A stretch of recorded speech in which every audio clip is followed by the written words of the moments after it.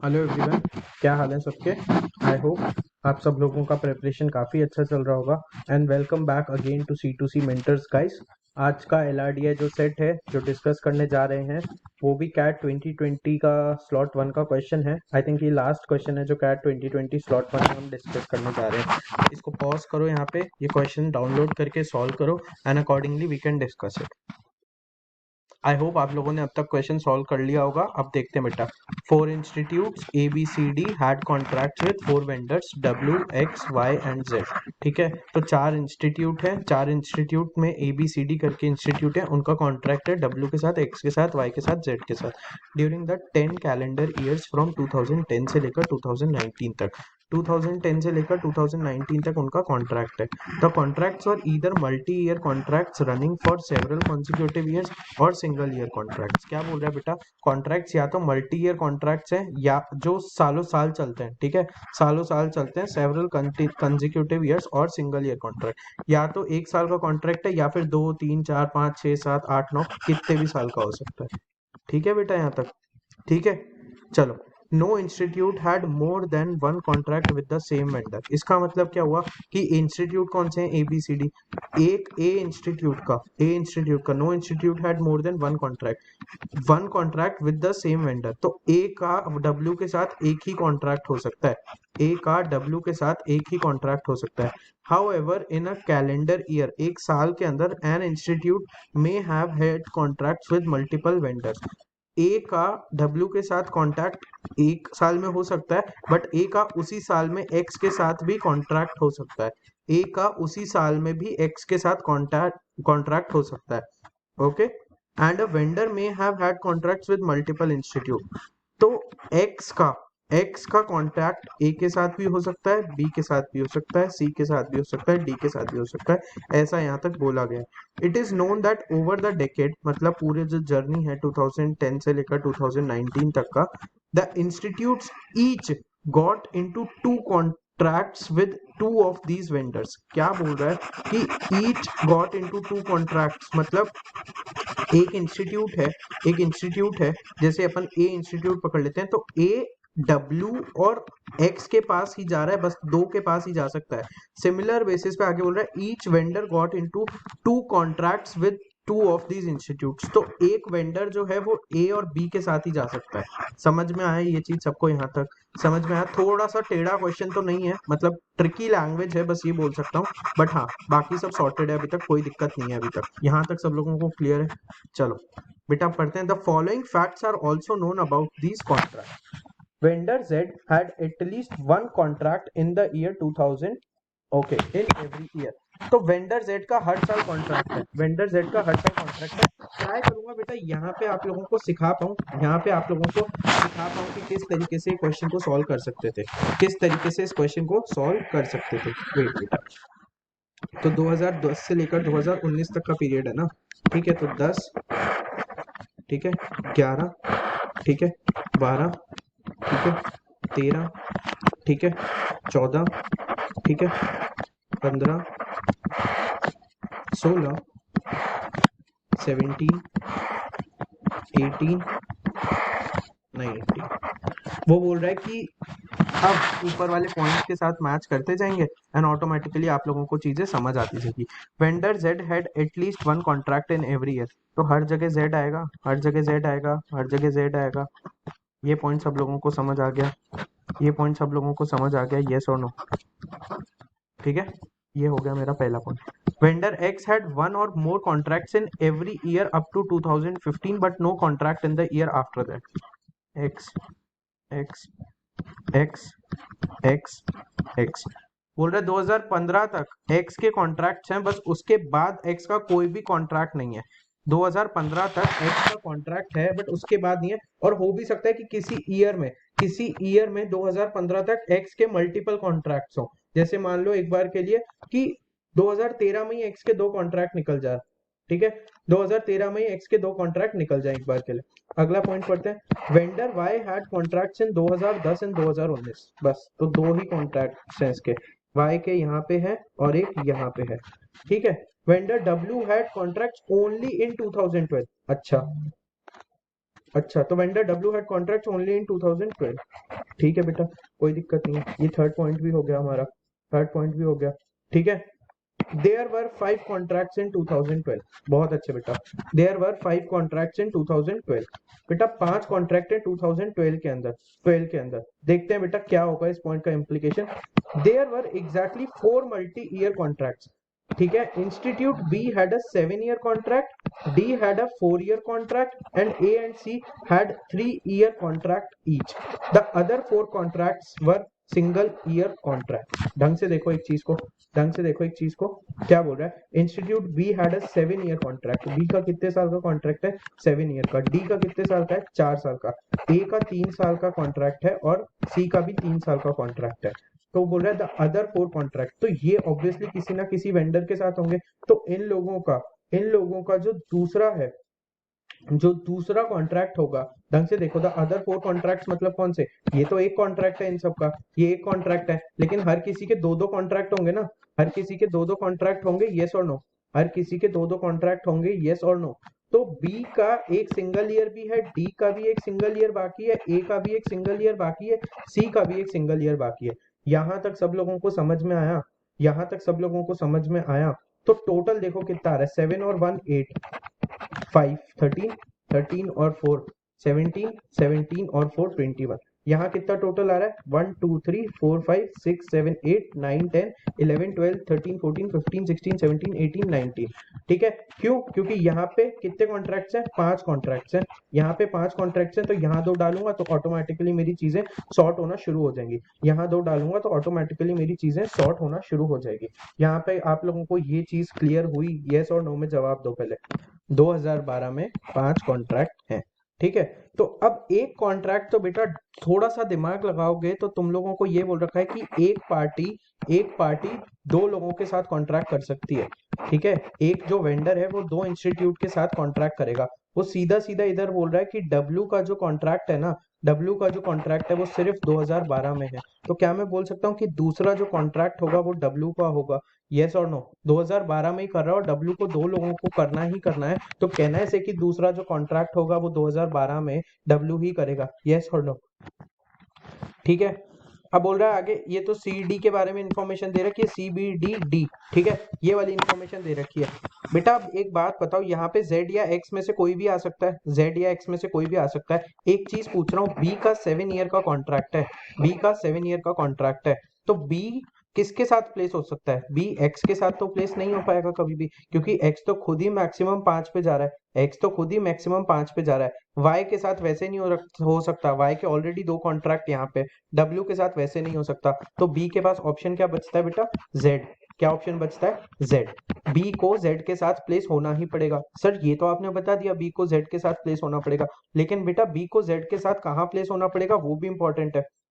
हो सकता है बी यहाँ से प्लेस होना शुरू हो जाए, यस, हो सकता है बी यहाँ से प्लेस होना शुरू हो जाए और 1 2 3 4 5 6 7 ये वाला पार्ट खत्म कर दे। ठीक है, या फिर क्या हो सकता है, या फिर क्या हो सकता है कि बी लास्ट 7 ले ले। अगर बी बीच के 7 ले लेगा, अगर बी बीच के 7 ले लेगा, सोचो आराम से, अगर बी बीच के 7 ले लेगा तो क्या प्रॉब्लम आएगी? अगर बी ने बीच के 7 ले लिए गाइस, अगर बी ने बीच के 7 ले लिए कोई भी उठा के, कंटिन्यूस 7 तो लेने ही पड़ेंगे ना बी को, बी को तो कंटिन्यूस 7 ईयर का कॉन्ट्रैक्ट करना ही करना है। तो अगर बी ने कंटिन्यूस 7 बीच वाले ले लिए, तो ये जेड और ये जेड बाकी के जो 2 बचेंगे इनका कोई काम ही नहीं बचेगा ना, ये क्या फुलफिल कर पाएंगे? यहाँ पे अगर मैं फर्स्ट 7 लेता हूँ तो लास्ट की 3 में मेरा एक कॉन्ट्रैक्ट आ सकता है ए और सी में से, बट अगर मैंने यही कर लिया तो मेरा तो नुकसान हो जाएगा ना बेटा, मेरा तो नुकसान हो जाएगा ना।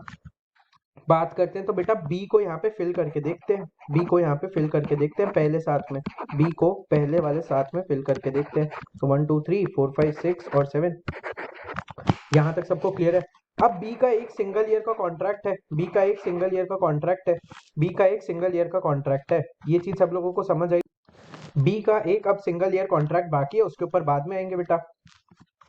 एक्स का देखते हैं, एक्स का बोल रहे डी की वैल्यू 4 है, डी की वैल्यू 4 है, ढंग से देखना क्या हो रहा है। डी की वैल्यू अगर 4 है, बोल रहा है कि institute C had one or more contracts in 2012 but did not have any contract in 2011। अगर इंस्टीट्यूट सी का, सुनो डी को छोड़ो सी पे आओ, अगर इंस्टीट्यूट सी का एक या एक से ज्यादा कॉन्ट्रैक्ट है 2012 के टाइम पे बट 11 में नहीं है, तो इंस्टीट्यूट सी का अगर यहाँ पे एक या एक से ज्यादा कॉन्ट्रैक्ट है तो किस किस के साथ हो सकता है, किस किस के साथ हो सकता है? एक तो ऑब्वियसली डब्ल्यू के साथ हो जाएगा, एक तो ऑब्वियसली डब्ल्यू के साथ हो जाएगा, यस और नो, एक तो ऑब्वियसली डब्ल्यू के साथ हो जाएगा, यस और नो। जो दूसरा बचेगा उसका क्या करोगे? जो दूसरा बचेगा उसका क्या करोगे?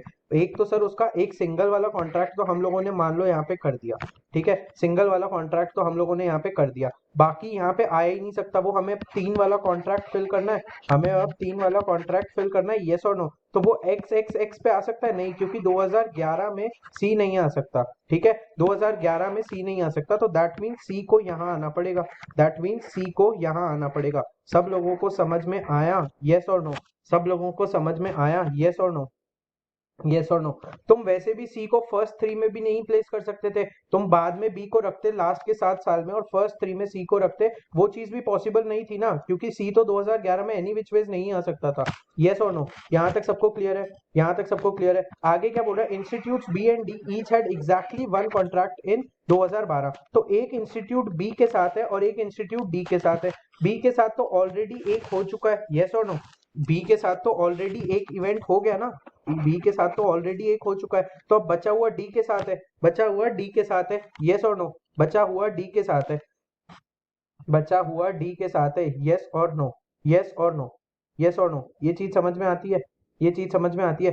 अगर डी वाला कॉन्ट्रैक्ट, ढंग से सुनना इस चीज को, अगर डी वाले कॉन्ट्रैक्ट की बात करता हूँ, बोल रहा है कि institute D did not have any contract in 2010। Institute D का 2010 में कोई कॉन्ट्रैक्ट ही नहीं है, और इंस्टीट्यूट डी के हमें 2 कॉन्ट्रैक्ट फॉलो करने हैं, एक तो 4 वाला करना है, एक तो 4 वाला करना है और एक 1 वाला करना है।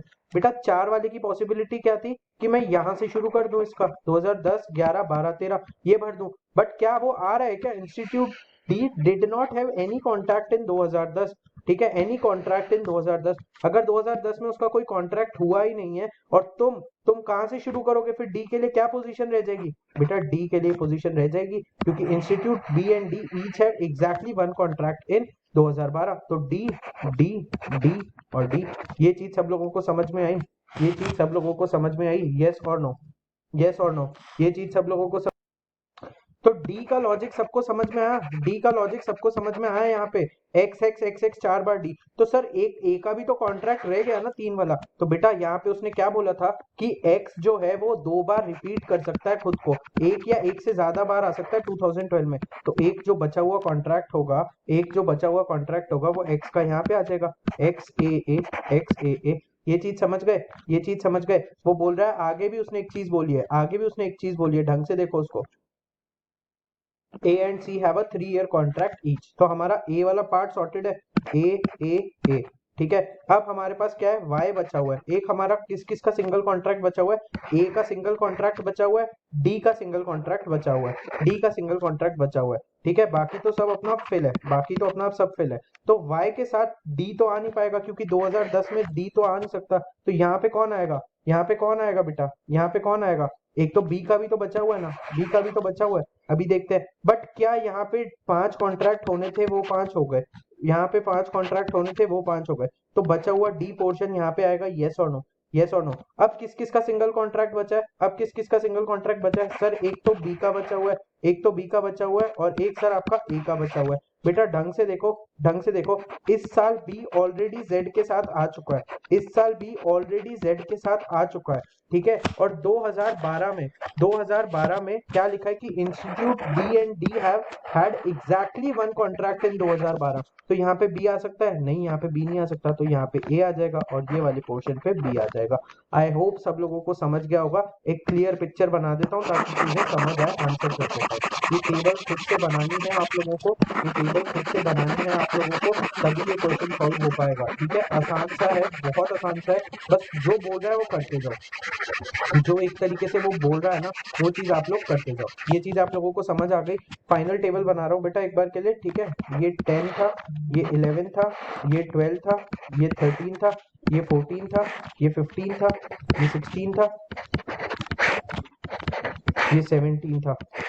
ओ ये तो पूरा ही नहीं आया। चलो फिर से बना लेते हैं, कोई दिक्कत नहीं। मेजर मेजर लर्निंग ये कि आंसर तो तुम लोग खुद भी मार्क कर लो यार, इतने स्मार्ट हो तुम लोग। बट मेरा पॉइंट ये है कि गाइज ये देखो कि मैंने किया क्या क्वेश्चन के अंदर। ठीक है, किया क्या और कैसे किया वो इम्पोर्टेंट है। ठीक है, कैसे किया वो बहुत इंपॉर्टेंट है एलआरडीआई में।